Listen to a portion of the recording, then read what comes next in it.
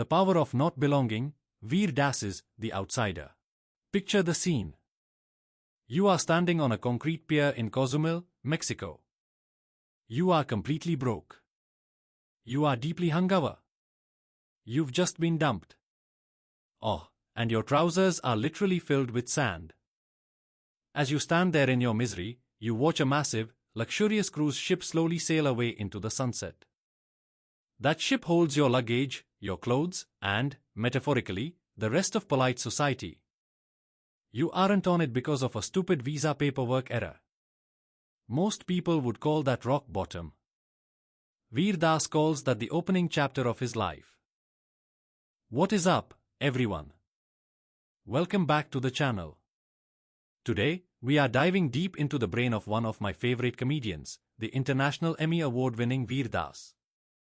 Now, usually, celebrity memoirs are victory laps. They're about how someone conquered the world, got rich, and became beloved. This book is not that. This book is basically an argument that we spend way too much of our lives trying to get on that cruise ship, trying to fit into the corporate mold, the social cliques, or cultural expectations.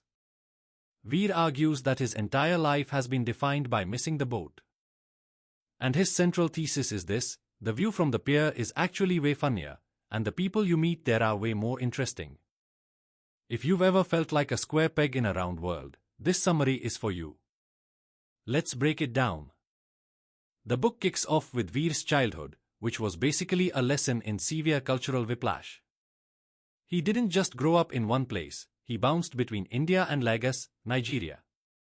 This created what he calls his first misfit identity.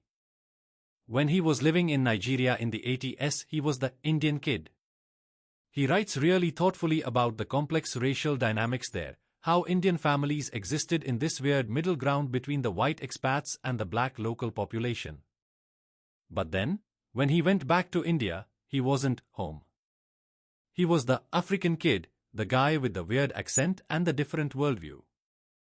He describes this state of constant cultural dissonance. He was never fully this and never fully that. But here's the key takeaway. Veer realized that because he never belonged to a group, he was forced to sit back and watch the groups. That inability to fit in was actually his training ground for becoming an observational comedian.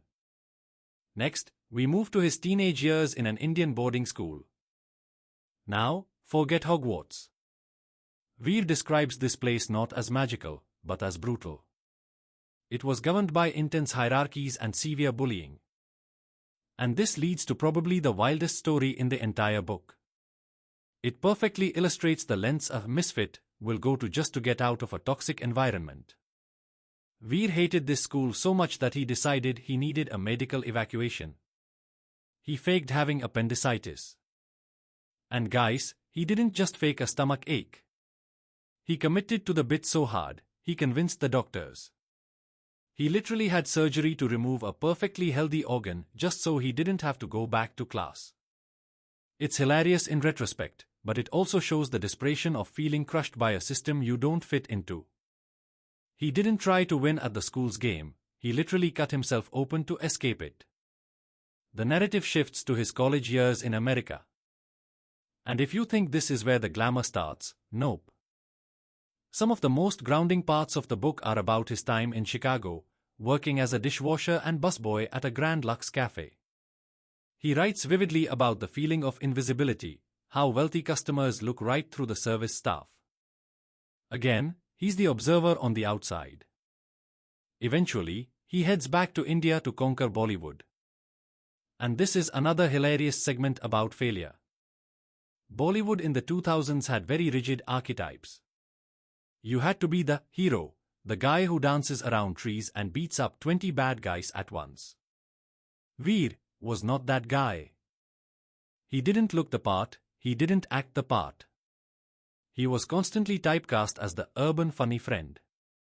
He realized that if he couldn't say the cheesy lines written for a hero, he was going to have to write his own lines as a comedian. A huge chunk of the latter half of the book deals with the biggest crisis of his career.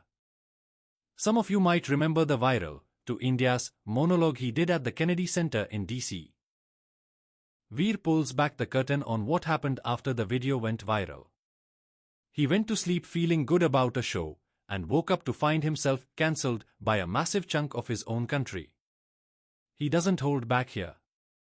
He talks about the legal threats, the police complaints, the genuine fear for his safety, and the toll it took on his family. For a guy who spent his whole life feeling like an outsider, this was the ultimate rejection, being told on a national scale that you are anti-national. It's a raw look at the cost of free speech and the resilience it takes to get back on stage when half the world is angry at you. So, how does it end? The book concludes with a shift in perspective. Veer realizes that from the lonely kid in Lagos to the Emmy-winning star, he never actually managed to get on that metaphorical cruise ship. He is still standing on the pier. But the twist is, he realizes the pier is actually crowded. His audience, the people who buy tickets to his shows, they are all the other people who missed the boat. The political orphans, the cultural hybrids, the socially awkward.